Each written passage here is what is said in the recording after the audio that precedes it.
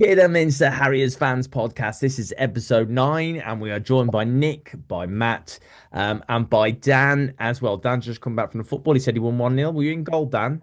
I was in goal, yeah. I a few good stops. One I managed to push on the bar. I nearly fluffed it the second half. I went to play a pass out, and one of their lads came across me, and I tried to turn. I'm too old to try and turn on a football, and I basically tripped over the ball. But luckily, I Yeah. managed to make the save afterwards, so it was all Okay. right. Thank you, Dan. Thank you. Dan, no one cares about your football, mate. I Honestly. They care. just I want. No, I care. know I you care, Dan. care. You're 1 out of 4, 1 out of everyone else. Anyway, thank you so much, Dan. And I've got to say, massive thank you for all the comments that came in after the last one, episode 8. Here we are, looking lovely. Me a bit bored with a carry bag. O'Gray's Brook. Is that Owen? I think maybe. I'm not sure. He really enjoyed the podcast. That was good. We were talking about friendly fixtures abroad, weren't we? Which comes up a couple of times. Someone said there was the Guernsey one in close season in the 90s. Visiting fans amounted to 8. They're probably just on holiday, to be fair. Two families, yeah. Yeah, two families. Excellent. Right, this was good. From Alan. Cheers, Alan. Thanks, mate, for your comment. Really appreciate that. Chorley fan here. It's the Magpies going to Alicante for a few days, including a friendly, same as we did last year. Well, there you go. Alicante for a little bit of a friendly. That sounds good to me. Yeah, and I asked him how he found us. He said just popped up on his feed. So hopefully we're going to engage with more people that kind of way. Who else? Here we go. From Paul. Nick saying Harry's fans are impatient reminds me of the season we went up under Molby. Went 1-0 down in the opening game after about 15 minutes or so. The bloke behind me went, well, that's the season over then. Spot on. That is spot on. What can you say? Really, what can you say? Um, uh, yeah, yeah, but yeah. So those great comments. We love those comments. Sorry, someone walking past us going to pee down outside. So yeah, we love the comments. They were great. So a busy week for Harriers right at the beginning of the week. We signed attacking midfielder and a striker. Thoughts on that, please, Matt? Let's go with the attacking midfielder, Adigun, Jason Adigun. Yeah, very exciting. Yeah. In Murray's words, he turned their season around last year and gave them that extra little bit. So, A, it's a young player who's done really well at a similar level. Um, B, he's come to us. It's a void that needed to be filled, really, particularly with Hemmings going. Whether he provides that bit of magic, who knows? But there's certainly the potential there. So, really exciting signing, actually. Really delighted it's gone over the line. It's been going on for a couple of weeks. It's been rumoured. So, be interested to see what sort of deal we've got on. We seem to be stopping, letting everyone know what sort of contracts they're signing.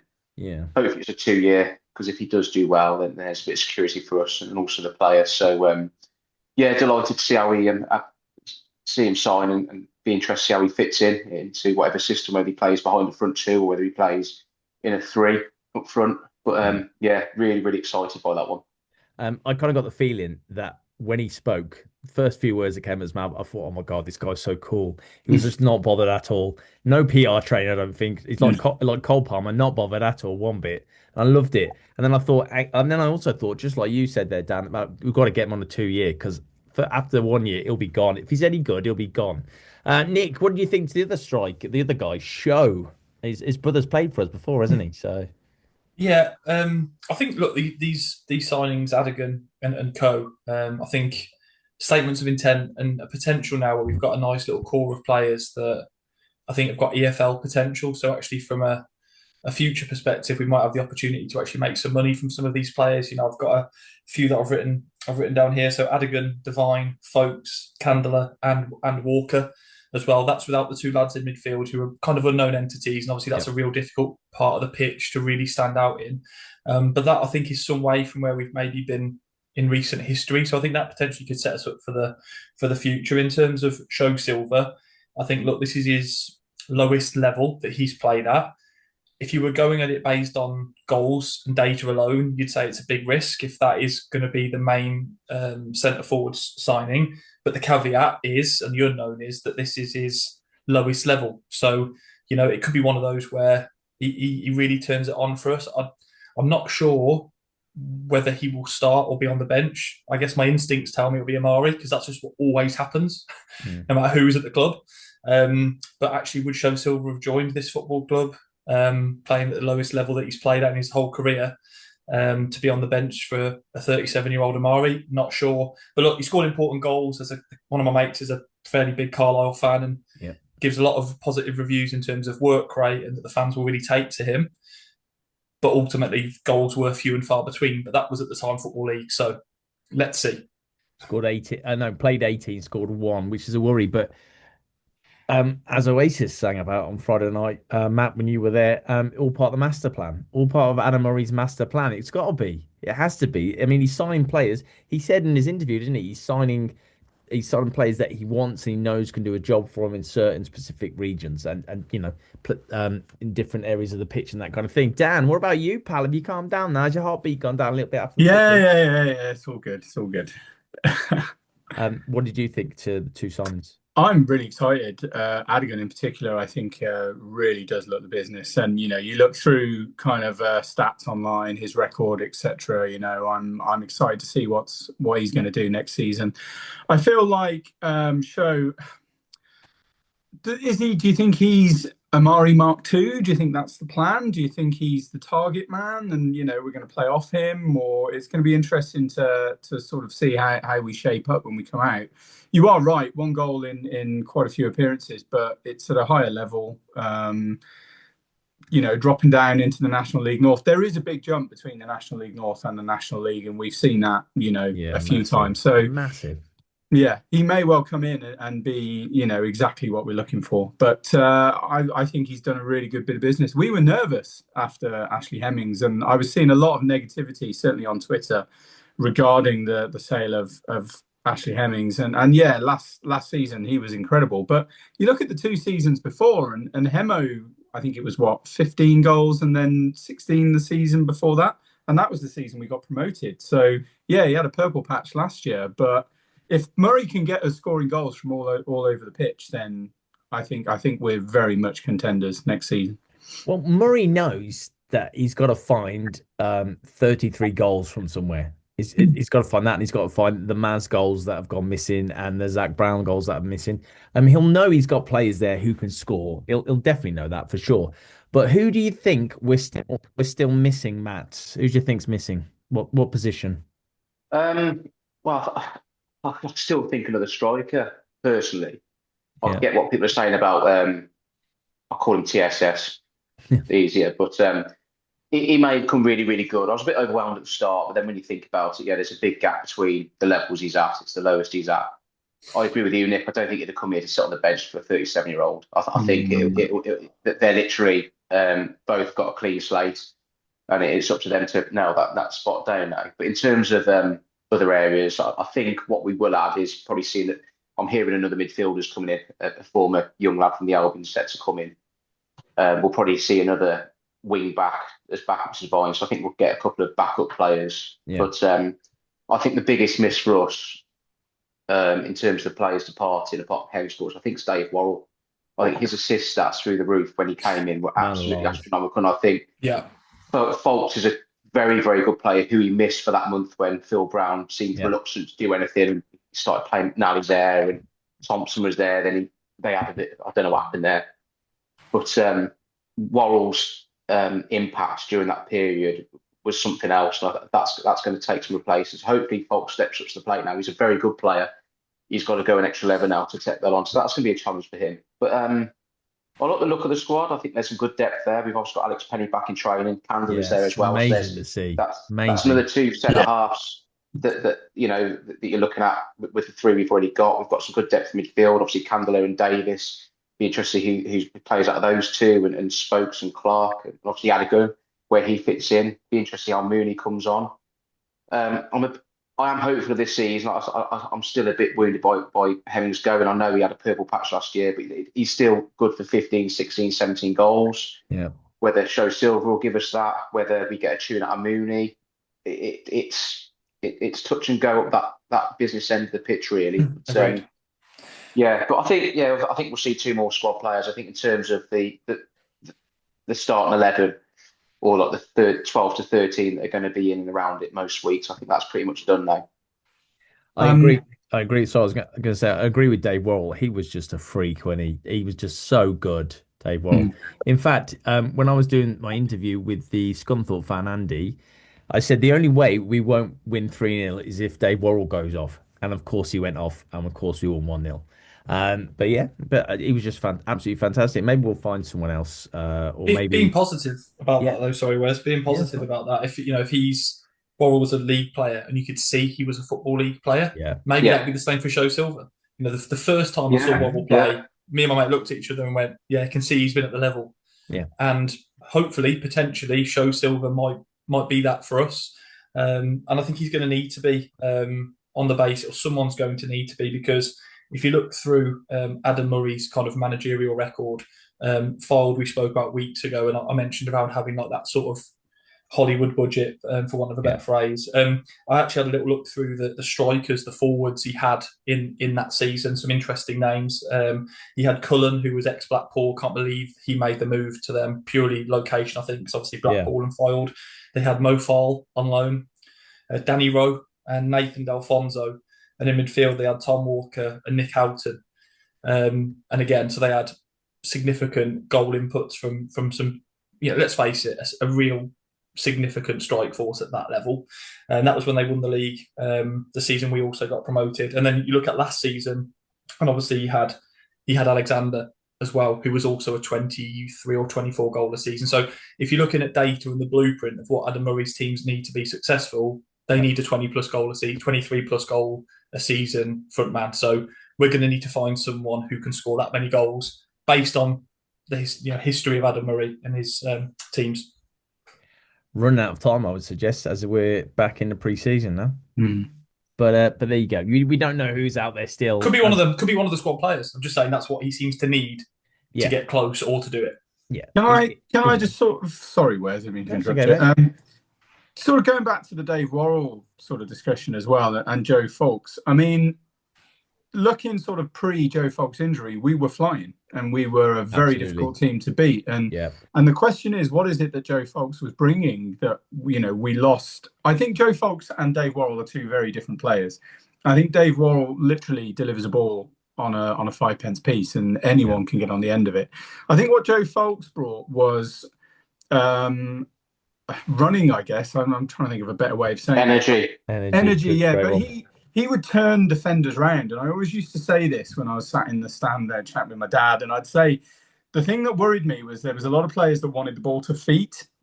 Joe Fawkes wasn't one of them. Joe Fawkes had no problem with turning defenders round and running into those gaps on the right wings, and I really hope we see that again from him next season, because we were scoring goals when Joe Fawkes was on the pitch. When he, his injury was awful. I was at Oxford for that game, and it was horrible to see. And there's always that concern of, it does get into your head a little bit, an injury does, and are we going to have the same player come back as we saw, the beginning of last season? But I genuinely think if he does come back and he has the energy and he has the passion that he had, the beginning of last season, then I feel like, we're going to miss Dave Worrell.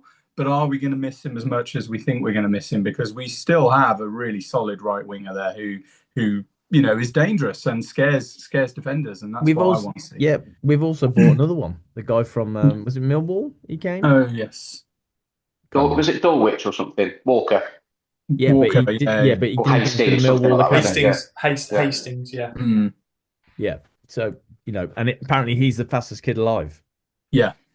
So it's delivery in the box, isn't it? I think when we lost Leeds due to that injury, we had no one who could stick a good ball in the box, and we didn't really have anyone then till Worrell come in. And it's providing someone in there who can stick a good free kick or corner in, I think we'll be all right. It's just, it is right foot. I've not seen a right foot like that since Martin Britton was at the club. It was that good, and he was probably the best right-footed player I've seen in terms of delivery. So we'll see. I think Fox is a top player. They are very different, like you say, Dan. It's just Worrell's delivering his assist stats. You look at them.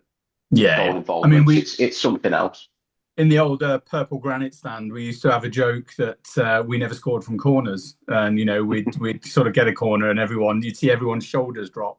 But then when Dave Worrell came in, we suddenly started banging them in from corners as well. So I totally see where you're coming from there, Matt. Absolutely right. Okay, so should we wrap it up with Adam Murray and the players he needs and all that kind of? We'll just see what's coming along. There could be some people in. There could be some. He did mention a couple of trialists maybe in the friendlies. You never know, do you? You never know. And he said players hold on for the Premier League wages all the way through pre-season, and then they'll settle for a fiver and a packet of peanuts or whatever. So yeah, so I thought we'd do something quite fun now because we can do that on the screen. And I thought we'd talk about our favourite kits. Can you see that? That is a great kit. Yeah. That was my favourite away one, that. Yeah, absolutely, for me as well. Nick put this up. Nick, thank you so much, because that was my joint favourite, and you'll see my favourite probably. Well, there was joint favourite. When you see that kit, what do you think? What's the first name that comes to that when you see that kit? Mark Yates for me. It was that Mulby season, wasn't it? When he came in. Ian Foster was there. Did Bo wear that? Big John Williams. Yeah, Bo wore it. Oh man, I mean, what a kit that was, eh? What a kit. That was something else. I love that black and white. We went through, as Dan says, the purple patch of kits, man.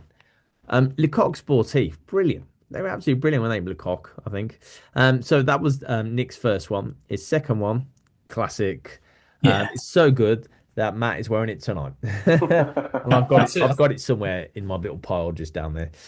Yeah, that without a shadow of a doubt, what a kit that was. Although, to be fair, I don't know what it's made out of, but it just feels heavy to wear. Do you feel like that, Matt, when you've got it on?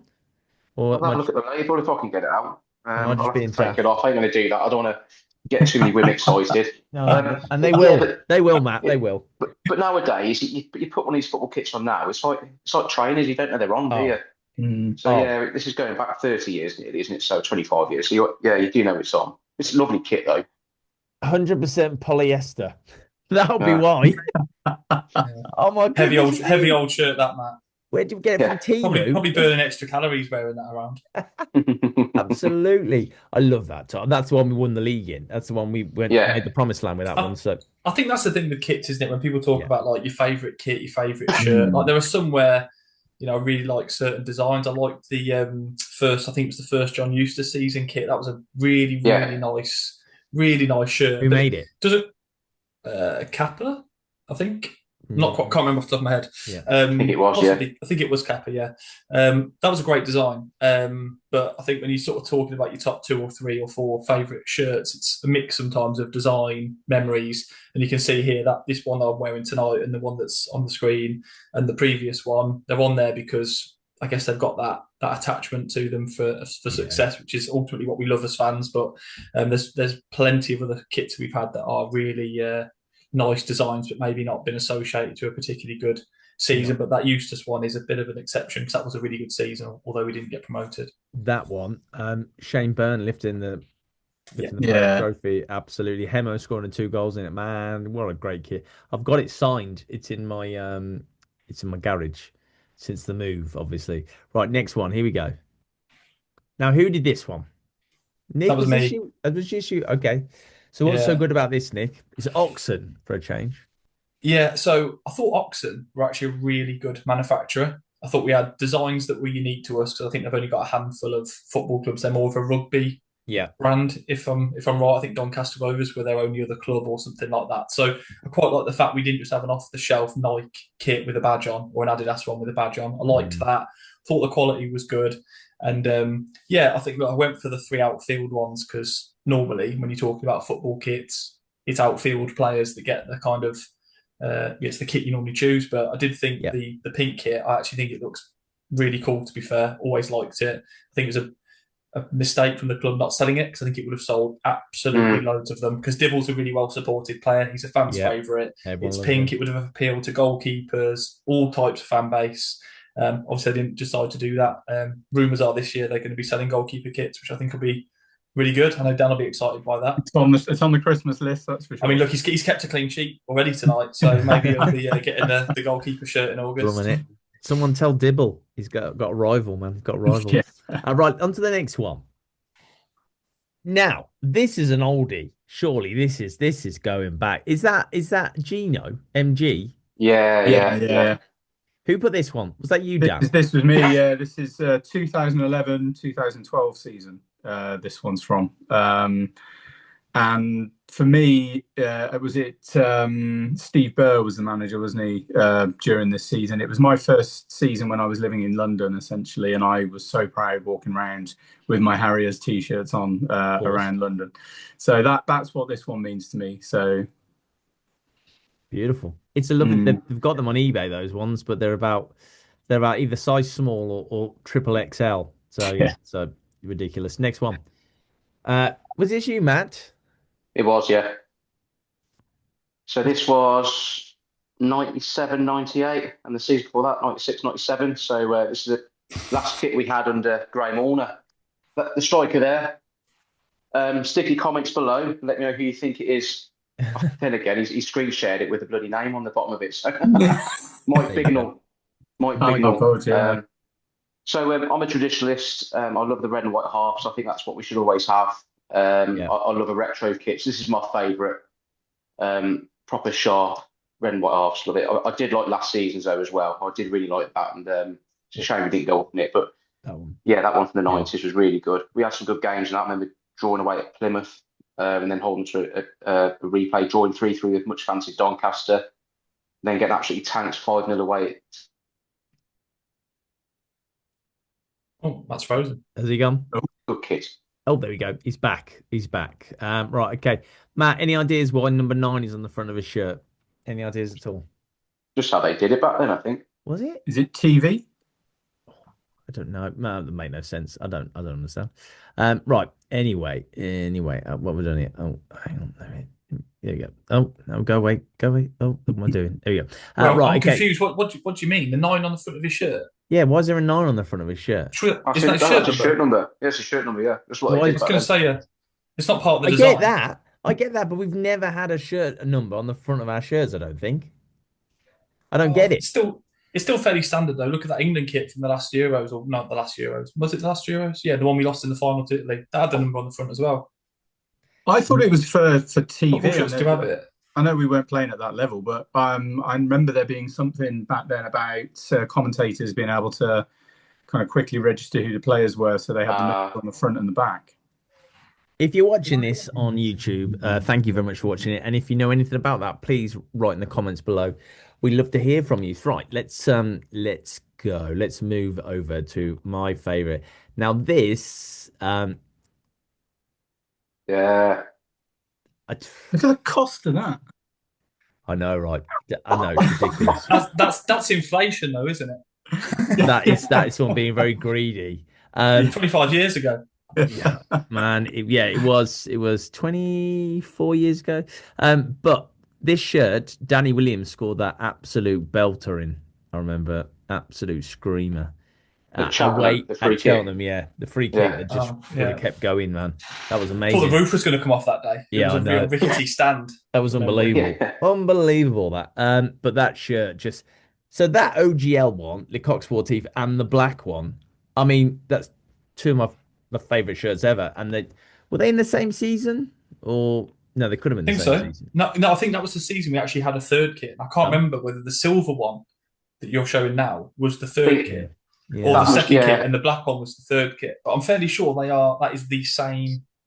Yeah, I think we had 3 kits back then. Yeah, I'm sure. Because we had the plain red home kit with the Le Coq in the middle of the collar, didn't you? I remember that one, and the white bits down the side. Look at that! What an absolute beauty that is. Absolute what an era, man. But that's the thing, that they're all different. We picked them, and most of them are kind of different in some way, either traditional or different. I mean, last season's kits, when they first came out, I have to say I was underwhelmed. And then I went in the club shop to look at them, and they were much nicer in real life, especially the blue one. I mean, if we got promoted last season, I think that blue one's probably sneaking in. But because we didn't, it just doesn't quite make it. It's like that's the I mean, this snuck in for Danny Williams' free kick. Just that was the only reason, and my other one, which Matt knows because Matt Scott. Yeah. The Luke stuff, I've said this before and I'll say it again. I didn't realise how good the Luke stuff was until we didn't have it anymore.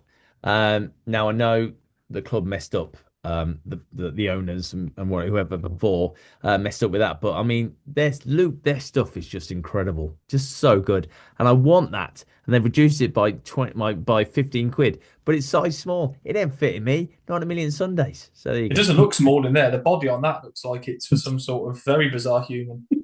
I'll probably fit in it then, Nick, if that's a bit be like that. My arms would be, yeah. No, so that was basically that. I love it, and I put it on the hotline, Harriers hotline.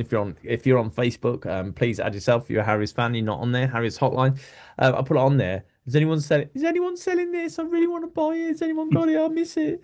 And they were like, oh well, my friend's got it. Blah blah blah. I was like, no, they haven't. You're a liar. Vinted, Wesley. What? Get yourself on Vinted. I'm on Vinted every single day. Every single day, my friend. Every single day. Yeah. So that was nice, wasn't it? I want to ask. Yeah. Sorry, I want to ask anyone who's watching this. We spoke about this midweek. I talked about a white shirt that I had that I've literally looked high and low for that I can't find. I'm pretty sure it's somewhere from between either 2003, 2006 seasons. It's white with black down the sides. It's a third kit. It's such a nice shirt, and I just want to ask if anyone who's watching this remembers that kit. Just put it in the comments, because nobody else on the screen believes me that kit exists, and it's a really, really nice kit. So yeah, it's a big shout out if anyone remembers that kit. It's not that we don't believe Dan. It's just Dan tells a lot of lies. So, white. Right, I'm searching for this now. Thanks, Dan. I've literally scoured. Hang on. Oh, what was that? I've scoured the internet for this kit and I couldn't find it anywhere. No, the only kit I can find, right, is yeah, okay. So hang on, we've got 10 minutes now. And the only kit I find was the April Fool's joke one, which was actually really nice and everyone made. Yeah. Remember that? Backfired massively. Yeah, absolutely backfired on them. So yeah, so there you go. Right, okay. So just some good chats tonight, boys. What we're looking forward to next week then? Let's talk about 5 minutes and we'll do some any other business and then we're done. We're out of here. Next week. The fixtures are out Wednesday, aren't they? Oh, the shirts out Wednesday. Oh, the fixtures are fixtures. Yes. It's Wednesday, isn't it? Yeah, it is Wednesday the 9th. Wednesday the 9th. Looking forward to that. That's Imagine if we get the fixtures out and the shirts out. I imagine the shirt will be next week, I think. Yeah. I bumped into one of the Harriers players earlier in the week and he said that they'd been trying the gear on, so I assumed that it was just maybe some last minute bits and bobs before it's released. And you'd like to think that with a local supplier will be prioritised, where sometimes we maybe not. I think you'd like to think that's part of the agreement. Don't think this other manufacturer made football kits previously, so I'd like to think it's going to be a pretty unique design and readily available. So fingers crossed. So it's not rubbish, man. That's the sort of the same season that blue one that you've got, Matt. The home kit, I didn't like it because it was red in the body and white on the arms. It's like, what are you doing? Yeah. Why are you doing that? I can't imagine that sold very well, to be honest with you. I wouldn't have thought. Yeah, so hopefully we'll bring someone else in. That'd be nice. But if we don't, hopefully we'll get new kits in. That'd be nice too. And what else? I've got the fixtures, that kind of thing. Yeah. 15th, Droitwich, isn't it? Yes, friendlies. Oh yeah, friendlies. Anyone? I think I can probably get to Shrewsbury if I want to go. Depends on the weather and stuff. But anyone making a friendly? I was thinking about Droitwich. I'm tempted with Droitwich. I'm definitely going to Worcester. I'm looking forward to that. I think that'd be myself, fun. I'm dragging the family down there. But I'm tempted with Droitwich. Yeah, I'll be at Droitwich, Worcester, and probably Halesowen at least. I try not to go. I don't know what it is about pre-season, but I don't always go to all of the games. I like to sort of, I don't know, just sample some of the players and then wait for the main events. You can get. I've been excited before in pre-seasons and written us off as well in pre-seasons. It just annoys me that I get into that mindset. So I want to see a bit. I wouldn't want to go to no games, but I'm also not going to be going to every single one because you find that often the managers are looking to see different things from the team and the players. And it's not always the spectacle that maybe a competitive game would be. It's more, I feel, for the managers, and rightly so. Also, at the end of it, you can't get 3 points. So I don't really see the...